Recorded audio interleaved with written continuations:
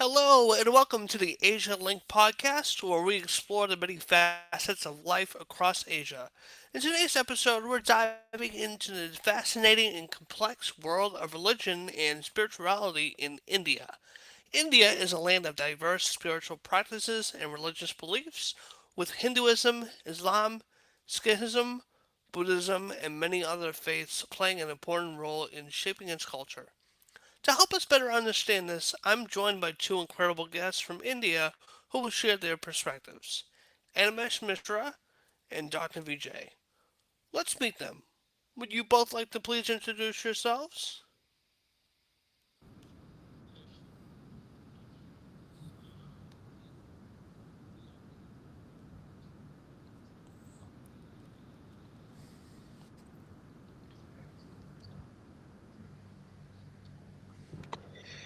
Um, Hello everyone. My name is Dr. Vijay. I'm a physician consultant. I actually come from a Catholic background. Sorry, not Catholic. I mean Protestant background. So I was brought up in a Protestant evangelical household. But then when I grew up, I became agnostic, more towards atheism, and went back, rediscovered my traditional roots of my ancestors, and now I have a much better understanding of why a lot of things are how they are today. Excellent. Well, thank you both for joining me today. To start things off, I'd like to ask you both. India is known for its rich spiritual heritage. How do you think religion and spirituality influence everyday life in India? Animesh, if you want to start off, please.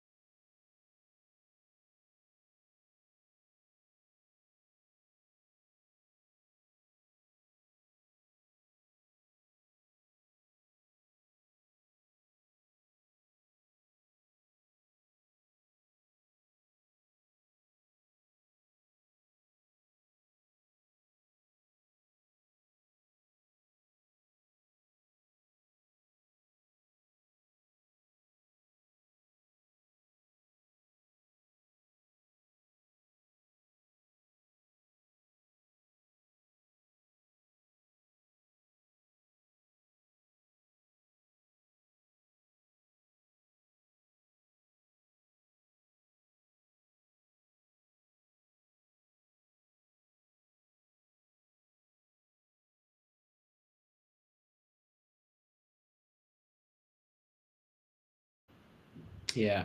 So, I mean, there's an interesting thing what I've seen that India is the only country in the world where all kinds of religious denominations exist.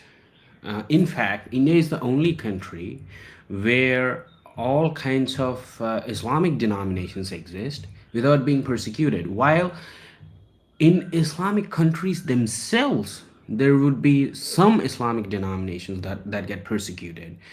But yeah, in India, I mean, you can find any denomination. Even when it comes to Christianity, you have all. You have Mormonism, you have Jehovah's Witnesses, you have everything. And not only that, India is a country where new religions even pop out actively, where new spiritual movements or religious movements or cults they just pop out. So it's like a forest. It's pretty wild, and yeah, and also when we look at the majority population, the Hindu population, they also view religion as something that a person would follow of their own conviction, and even though they might not know about the contents of another religion or their own religion, uh, they adhere to some basic principles, and a lot of times they even wrongly assume that these particular basic principles are across all religions. And also, India is the only country where you can find people preaching their religions actively. Like you would see Christian evangelists going around preaching Christ. You would see Islamic dawa in the streets. You would also see the Hare Krishna guys in the streets. So you can find all these guys in the streets. It's like a free marketplace of religions, which I would like to call it.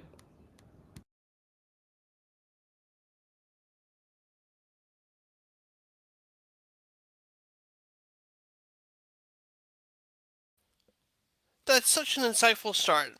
India is home to a variety of religions, each with unique rituals and philosophies. In your opinion, how do the different religions in India coexist and influence each other with especially in a country as diverse and big as India?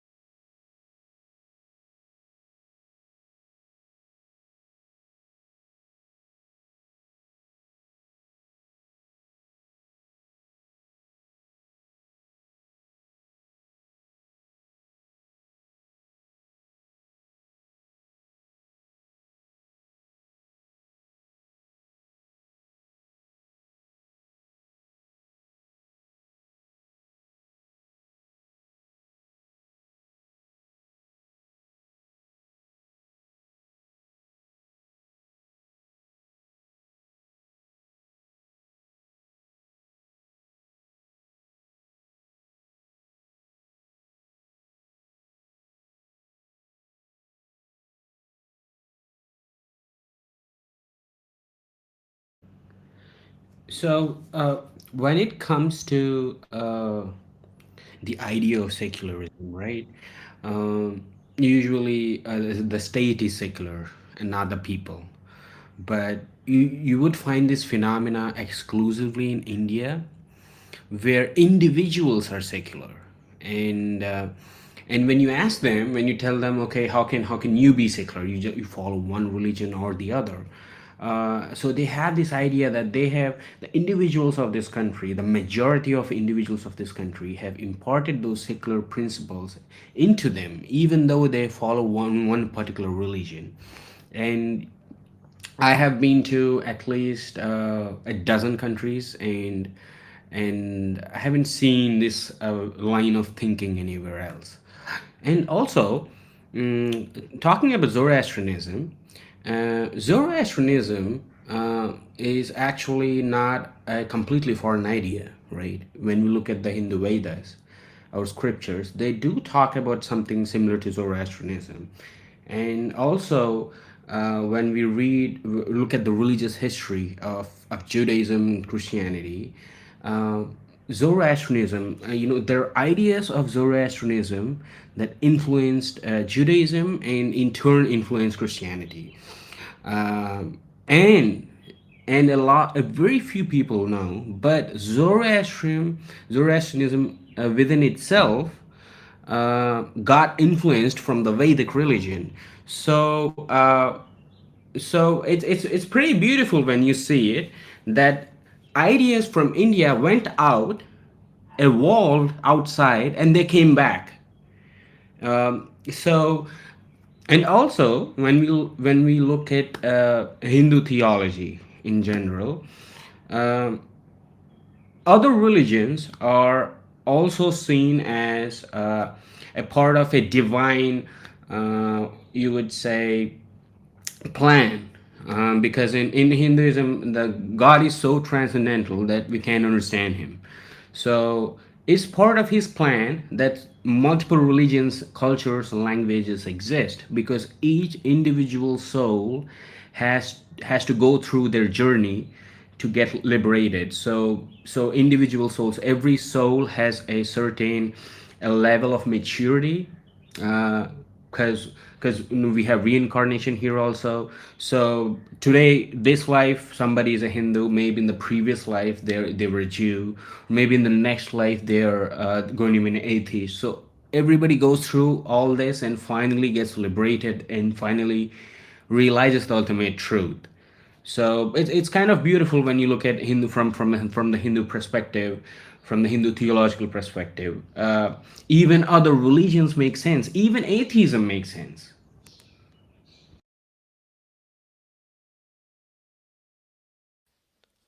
India's religious diversity is one of the most defining features of India. Now, in addition to religious beliefs, spirituality also plays a big role in Indian culture. How would you define spirituality in the Indian context, and how does it go beyond religion?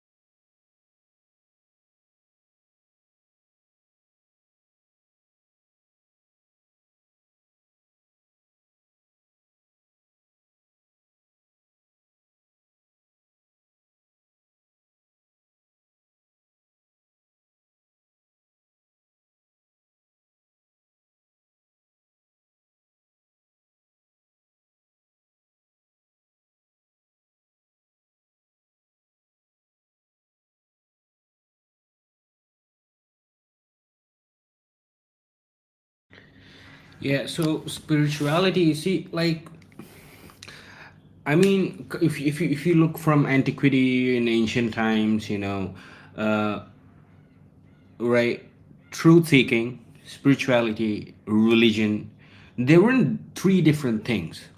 So it was one thing, and it was mostly trying to understand, trying to make sense out of existence, why the universe is there, why we are here, what is the purpose of life. So these overarching deeper questions, so every culture was trying to answer them. So that's where spirituality comes from. And now, the first school of thought in India is actually the Nyaya school of thought, the school of thought, the logic, right? So even if you look at Vedas, right, the first verse in Vedas is actually questioning everything. It's questioning the existence of God. It even says that even if God exists, how do we know that He created? So, I mean, no religious scripture I have read, any other scripture even talks like that. It directly states that yes, there is a God, He made everything. But here you have the Holy Scripture saying, who knows God? How can we, even if there is God, how can we know God? And why is it even relevant, right?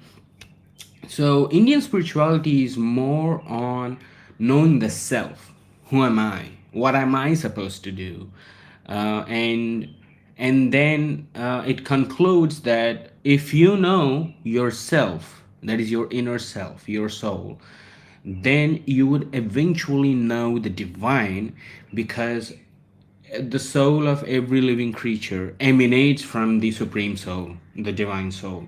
So if you know yourself, the more you know yourself, the closer you're to God. So Indian spirituality goes in this way. It's more concerned about your personal spiritual growth, and how that itself would be knowing God, because God is not separate from you. He's within you. He's within everybody else. And if the whole world realizes that the divine is in within, and they would start acting like that. And when they start acting like that, then earth itself would become heaven. So the end goal of spirituality is realizing the divine within yourself. And there are a lot of ways to do it. Yoga is one way, and then there's something called bhakti, where you surrender yourself to the deity, and you kind of make the deity your friend, uh, or your parent, or your sibling, or your lover, and you just open up in front of the deity completely. And I myself have seen people who struggle with a lot of things in their life, when they take up bhakti, or when they start doing yoga. It works from them. And in fact, it even works for people who initially would be very skeptical, even they won't even believe in it, but they start doing it and it works for them. That's why you see a lot of people, they visit India just to have the spiritual experience. And I feel very blessed that I'm born in this country, and I'm part of all this.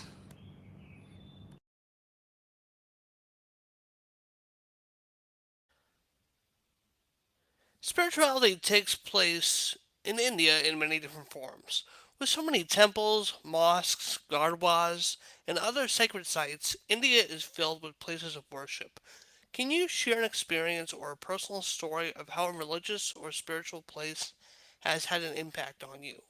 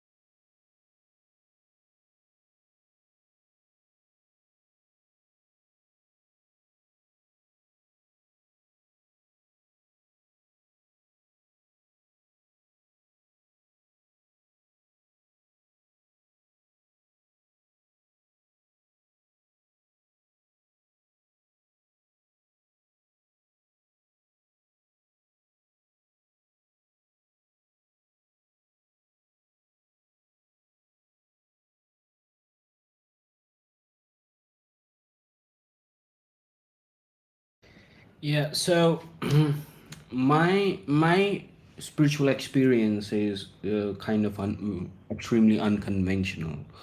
So a few years ago, I've been to Varanasi. So there's a famous cremation ground, right? And that cremation ground has been for thousands of years on the side of the river. Usually, I've been to many cremation grounds before that, and but this particular cremation ground where I have been, I was sitting there, and usually when I look at cremation grounds, people are crying, they are sending off their dead ones, and even here, there were people who were sobbing and all that. But in that place, in that moment, uh, I was able to recall the core philosophical teachings of Hinduism, where that the soul never dies. It's only the body that dies, and it moves on, and that death is also a blessing, and and just like life. Uh, so so if there is no death, life itself would lose a lot of meaning. Since we have death, and since we all are going to have experience it, we have limited time. That makes life actually more beautiful and more meaningful. That makes us wake up every day, and get out of our bed and start going, because we don't have forever. And that also makes every moment that we spend with the people we love, the work we do, even more special.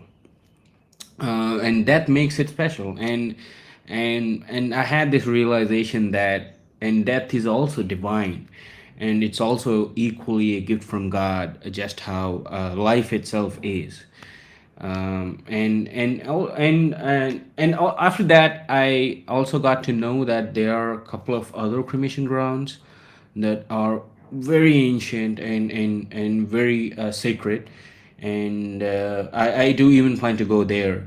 And I also heard that other people who were very materialistic, when they go there, they have this deep spiritual experience where they start to ponder upon their thoughts and their ideas, and they do have a kind of inner experience. It changes them. It changes the perspective on life.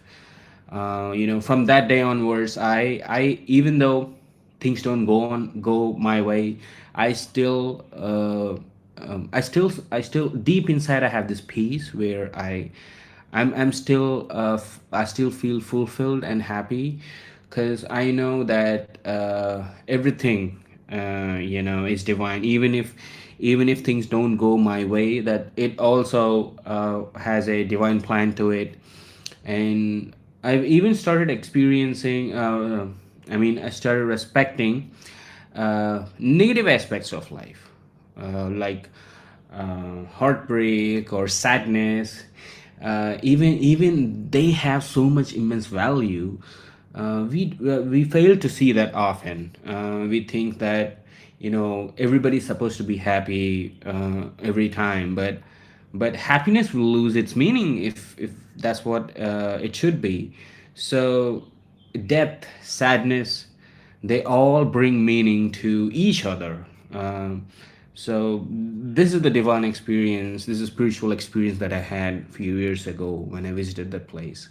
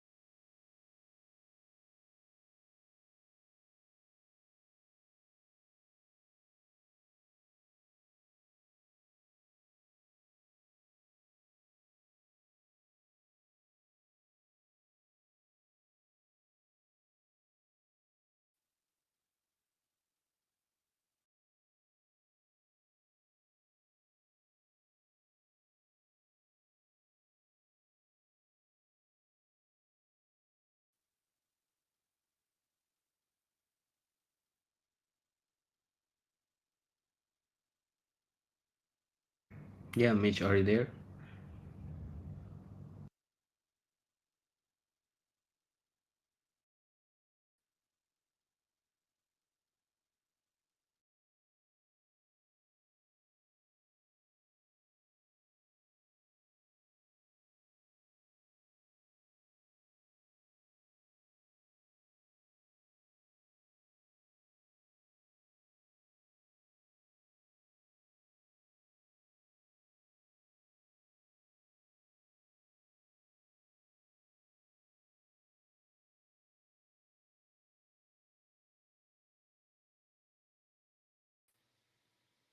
All right, can everybody hear me again? Yeah, yeah. Okay, hold on.